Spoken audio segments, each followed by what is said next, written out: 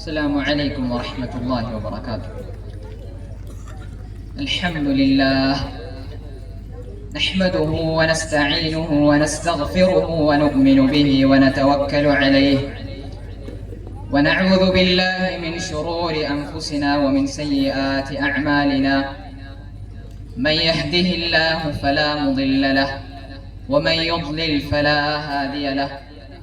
وأشهد أن لا إله إلا الله وحده لا شريك له وأشهد أن محمدا عبده ورسوله أرسله بالهدى ودين الحق ليظهره على الدين كله ولو كره المشركون.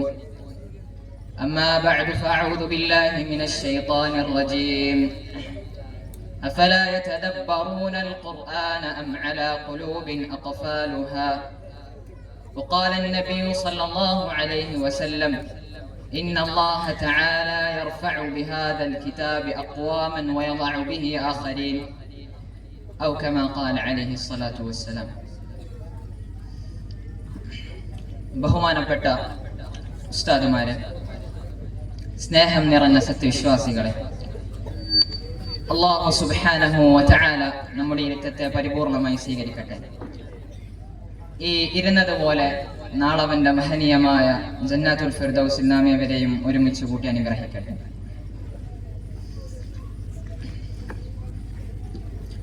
മഹ്ശറ മൈതാനം, ആദ്യ പിതാവ് ആദം നബി അലൈഹിസ്സലാം മുതൽ ഖിയാമത്ത് നാൾ വരെ വരാനിരിക്കുന്ന മുഴുവൻ മനുഷ്യരെയും ഒരുമിച്ച് കൂട്ടപ്പെടുന്ന ഭയാനകമായ ദിവസം.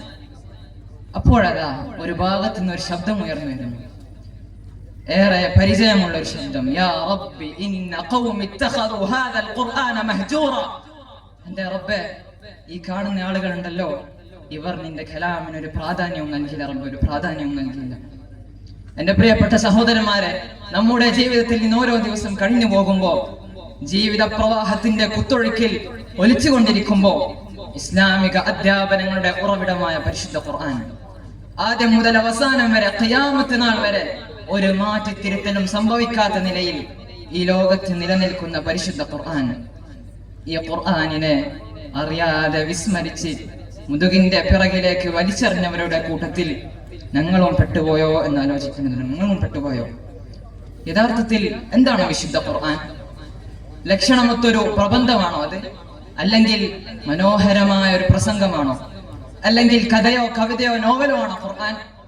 അതല്ലെങ്കിൽ ഏതോ ഒരു മൂലക്ക് ബറക്കത്തിന്റെ പേരും പറഞ്ഞ് സൂക്ഷിച്ചു വെക്കപ്പെടേണ്ട ഒരു പുരാതന വസ്തുവാണോ ഖുർആൻ? അല്ല, ഇതൊന്നുമല്ല ഖുർആൻ. പിന്നെന്താണത്?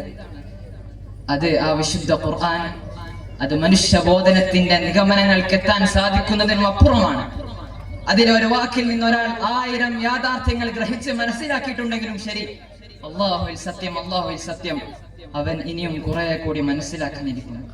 ഇത്രയും ബലവത്തായ ഖുർആൻ, ഇത്രയും മഹത്വമുള്ള ഖുർആൻ, ഈ ഖുർആനിനല്ലേ ഒരു മാതൃകയായി, ഒരു മാർഗരേഖയായി നിങ്ങൾ സ്വീകരിക്കേണ്ടത്? ഈ ഖുർആനിനല്ലേ നിങ്ങൾ പിൻപറ്റേണ്ടത്?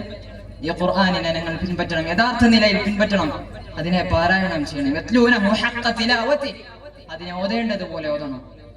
അതാണല്ലോ അഷ്റഫുൽ ഖൽഖ് മുഹമ്മദ് മുസ്തഫ സല്ലല്ലാഹു അലൈഹി വസല്ലം പറഞ്ഞത്, ഇന്നല്ലാഹ തആല യർഫഉ ബിഹാദൽ കിതാബി അഖ്വാമൻ വയളഉ ബിഹി ആഖരീൻ. അല്ലാഹു സുബ്ഹാനഹു വ തആല ഈ ഖുർആൻ മുഖേന അനേകമായിരം ആളുകളെ ഉയർത്തുന്നതും അനേകം ആളുകളെ താഴ്ത്തിക്കളയുന്നതുമാണ്.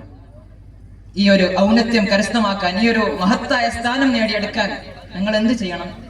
കർണാനന്ദകരമായ സ്വരത്തോടുകൂടി ഖുർആൻ ഓതിയാൽ മാത്രമായോ? ഇല്ല, ഒരിക്കലുമില്ല. ഈ ഖുർആൻ പരിചിന്തനം ചെയ്യണം, അതിന്റെ ആശയങ്ങൾ മനസ്സിലാക്കണം.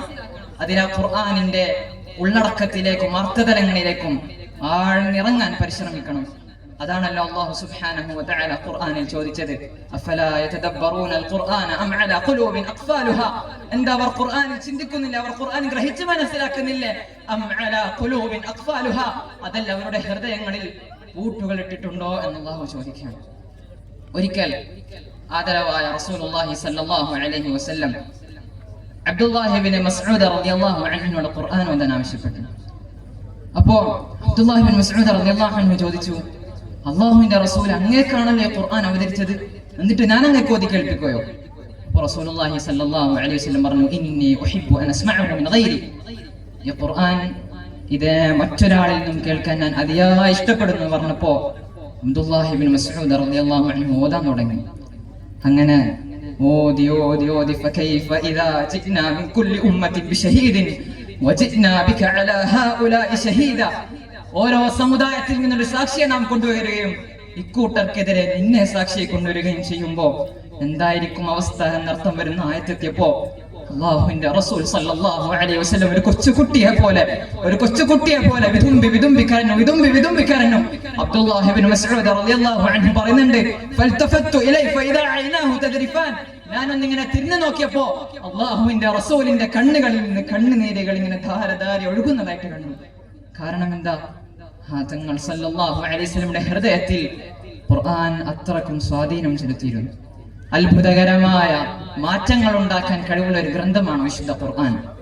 മഹാനായ ഉമർ ഇബ്നുൽ ഖത്താബ് റളിയല്ലാഹു അൻഹു അദ്ദേഹം ഇസ്ലാം സ്വീകരിച്ച ചരിത്രം ആവർത്തിച്ച് ഞങ്ങൾ കേൾക്കുകയും പറയുകയും വായിക്കുകയും ഒക്കെ ചെയ്തിട്ടുണ്ട്. ഇന്നനി അനല്ലാഹു ലാ ഇലാഹ ഇല്ലാ അന ഫഅബ്ദുനി, ഇന്നനി അനല്ലാഹു ലാ ഇലാഹ ഇല്ലാ അന ഫഅബ്ദുനി വഅഖിമിസ് സ്വലാത ലിദിക്രി. ആ മഹാനായ മനുഷ്യന്റെ ഹൃദയത്തിലേക്ക് ഇറങ്ങിയ ഖുർആനിന്റെ ശബ്ദങ്ങൾ മഹാനായ ഫുളൈൽ ഇബ്നു ഇയാദ് ചരിത്രകാരന്മാർ വിശേഷിപ്പിച്ചത് ഖാതിഉത് തരീഖ് എന്നാണ്. ഖാതിഉത് തരീഖ് എന്താ? ഖാതിഉത് തരീഖ് എന്ന് പറഞ്ഞാൽ തന്റെ നാട്ടിലൂടെ കടന്നു പോകുന്ന യാത്രാ സംഘങ്ങളെ കൊള്ളയടിക്കുന്ന ഒരു വ്യക്തിയായിരുന്നു അദ്ദേഹം.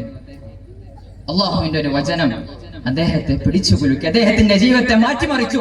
അലം യഅനി ലില്ലദീന ആമനൂ അൻ തഖ്ശഅ ഖുലൂബുഹും ലിദിക്രില്ലാഹ്, അലം യഅനി ലില്ലദീന ആമനൂ അൻ തഖ്ശഅ ഖുലൂബുഹും ലിദിക്രില്ലാഹ്. വിശ്വാസികൾക്ക് അവരുടെ ഹൃദയങ്ങൾ അല്ലാഹുവിനെ പറ്റിയുള്ള സ്മരണയിലേക്ക്, ചിന്തയിലേക്ക് കീഴൊതുക്കാൻ സമയമായിട്ടില്ലേ എന്ന അല്ലാഹുവിന്റെ ചോദ്യം അദ്ദേഹത്തിന്റെ കാതുകളിൽ പതിച്ചു. ഇത് കേട്ടപ്പാടെ മഹാനായ മനുഷ്യൻ പറഞ്ഞു, ബലാ വല്ലാഹി ഖദ് ആൻ, ബലാ വല്ലാഹി ഖദ് ആൻ. അത് അല്ലാഹുവാണ്, സമയമായിട്ടുണ്ട് കേട്ടോ, സമയമായിട്ടുണ്ട്. എന്റെ പ്രിയപ്പെട്ട സഹോദരന്മാരെ, രാവും പകലും ഖുർആൻ ഓതുന്ന, നിരന്തരമായ ഖുർആൻ ഓതുന്ന എന്റെ ജീവിതത്തിൽ, എന്റെ ഹൃദയത്തിൽ ആ ഖുർആൻ എന്ത് മാറ്റമാണ് ഉണ്ടാക്കിയത്? മഹാനായ ഇമാം റാസി റഹിമഹുല്ലാഹ് ഒരു ഉപമ പറഞ്ഞു തരുന്നുണ്ട്. ഒരു വ്യക്തി ഖുർആനുമായുള്ളവന്റെ ബന്ധം എങ്ങനെയായിരിക്കണം, ഖുർആനിനെ അവൻ എങ്ങനെ സമീപിക്കണം എന്ന് വ്യക്തമാക്കി തരുന്ന ഒരു ഉപമ. അദ്ദേഹം പറയുകയാണ്, ഖുർആൻ ഒരു കത്ത് പോലെയാണ്, ഒരു കത്ത് പോലെ. ഒരു കാമുകി തന്റെ കാമുകനേക്കുന്ന ഒരു കത്ത് പോലെ. എന്താ? ആ കത്തിന്റെ ഉള്ളടക്കം അവൻ അറിയാത്ത ഭാഷയിലാണെങ്കിൽ അവൻ ആ കൈയക്ഷരങ്ങളുണ്ടല്ലോ അത് വളരെ പ്രിയപ്പെട്ടതായിരിക്കും. ആ കൈയക്ഷരങ്ങളുടെ ഉള്ളടക്കം മനസ്സിലാക്കുന്നതിന് വേണ്ടി ആ ഭാഷ അറിയുന്നവരുടെ സഹായം അവൻ തേടിയെന്ന് വരാം. എന്നാൽ ഒരു പക്ഷെ ആ ഭാഷ തന്നെ അവൻ പഠിച്ചേക്കാം. കാരണം എന്താ? അവർ തമ്മിലുള്ള ബന്ധമാണ്, സ്നേഹമാണ്, അടുപ്പമാണ്. നാം ഓരോരുത്തരും ഇതുപോലെ അള്ളാഹുവിനെ, സർവശക്തനായ അള്ളാഹുവിനെ സ്നേഹിക്കുന്നുണ്ടെങ്കിൽ അള്ളാഹു ഞങ്ങളിലേക്ക് അയച്ച് ഈ കത്തുണ്ടല്ലോ, ഈ ഖുർആൻ ഉണ്ടല്ലോ, അതിന്റെ വാഹകരായി, അതിന്റെ പ്രചാരകരായി മുന്നിട്ട് നിൽക്കേണ്ടതുണ്ട്. അതിലൂടെയാണ് ഒരു കാലത്ത് ഇസ്ലാമിന് അന്തസ്സും പ്രതാപവും ഉണ്ടായിരുന്നത്. തും മുഅസ്സസ്തെ മുസൽമാൻ ഹോക്കർ, തും ഹഖീർ ഹോഗേ താരിഖെ ഖുർആൻ ഹോക്കർ. ഒരു കാലത്ത് നിങ്ങൾ അന്തസ്സുള്ളവരായിരുന്നു, ഭരണാധികാരികളായിരുന്നു. നൂറ്റാണ്ടുകൾ പഴക്കമുള്ള സാമ്രാജ്യത്വ ശക്തികൾ നിങ്ങൾക്ക് മുമ്പിൽ മുട്ടുമടക്കിയിരുന്നു.